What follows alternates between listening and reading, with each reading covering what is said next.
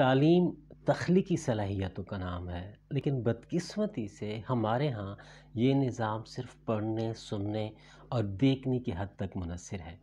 جب ایک بچہ صرف پڑھ رہا ہو یا پھر وہ دیکھ رہا ہو یا پھر وہ سن رہا ہو تو اس کی جو معلومات ہیں جو اس کے دماغ میں ریٹین ہو پاتی ہیں یا جس کو وہ یاد رکھ پاتا ہے وہ 20 سے 30% تک ہیں۔ اگر بچے کو عملی کام میں شامل کیا جائے، بچے کو بحث و تکرار میں شامل کیا جائے یا بچے کو ایک ٹاسک دیا جائے جو وہ عملی طور پہ کرے اور وہ دوسرے بچوں کو اس کے بارے میں بتائے تو وہ اس گراف کو جو وہ پڑھ رہا ہے یا پڑھا رہا ہے اس کو 90% تک یاد رکھ سکتا ہے۔ ایڈگارڈیل ایک بہت مشہور فلاسفر ہیں۔ سن 1969 میں اس نے ایک ریسرچ پبلش کی اور اس ریسرچ کے مطابق وہ کہتا ہے کہ جب ایک بچہ پڑھتا ہے تو وہ صرف جو کچھ اس نے پڑھا ہے اس کا صرف 10% تک اس کو یاد رہتا ہے۔ اسی طرح اگر وہ بچہ اس چیز کے بارے میں سن لے تو جو کچھ اس نے سنا تو وہ اس کا 20% یاد رکھ پائے گا۔ اسی طرح اگر وہ ایک مووی کی شکل میں، ایک تصویر کی شکل میں اس چیز کو دیکھ لے تو وہ 30% تک جو کچھ اس نے دیکھا یا مووی کی شکل میں یا تصویری شکل میں ہم نے دکھایا تو وہ اس کا 30% تک یاد رکھ پائے گا۔ لیکن اگر اسی بچے کو وہ کام کچھ اس طرح ٹیچر عملی طور پہ کروائے کہ وہ دیکھ بھی رہا ہو اور سن بھی رہا ہو اور وہ کام عملی طور پہ ہو رہا ہو تو وہ اس سارے عمل کا 50% تک یاد رکھ سکتا ہے۔ اسی طرح جو کچھ ٹیچر نے کروایا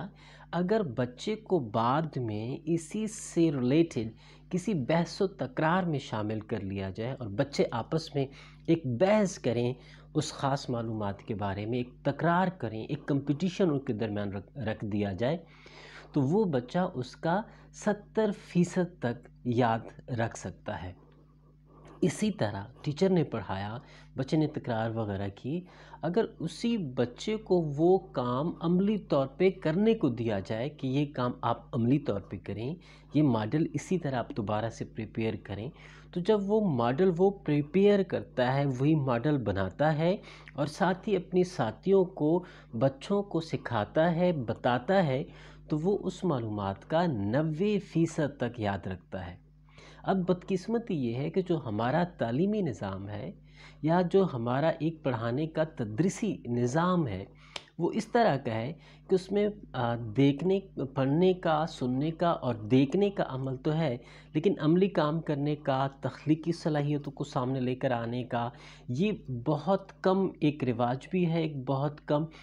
فیسلٹی جو ہے وہ بچوں کو ملتی ہے۔ اس کا بڑا مسئلہ ایگزام سے بھی ریلیٹڈ ہے کہ ایک استاد بچوں کو اس ایگزام کے لیے تیار کرتا ہے جو سال کے آخر میں ہوتے ہیں، جس کے مطابق بچوں کو نمبر ملتے ہیں یا ٹیچرز وغیرہ کی جو رینکنگ بنتی ہے،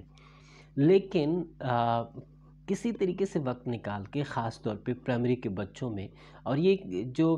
ایک آئیڈیا ہے، فلاسفی ہے، یہ ہے ویسے بھی پرائمری کے بچوں کے لیے ہے اور وہاں پہ کوئی بورڈنگ کے ایگزام بھی نہیں ہوتے۔ اگر وہاں پہ ٹیچر کوشش کریں کہ اس کے بعد جو میں پڑھاؤں گا تو میں کوشش کروں گا کہ میں یہ والا ماڈل لے کر آؤں کہ بچوں کو عملی کام میں اپنے ساتھ مصروف کروں، بچوں کو آپس میں اس طرح بٹھاؤں یا اس طرح مواقع ان کو دوں کہ وہ کام عملی طور پہ بھی کریں، آپس میں بحث و تکرار بھی کریں اور ایک دوسرے کو وہی کچھ سمجھائیں جو میں نے ان کو سمجھایا ہے یا جو وہ ایک کلاس میں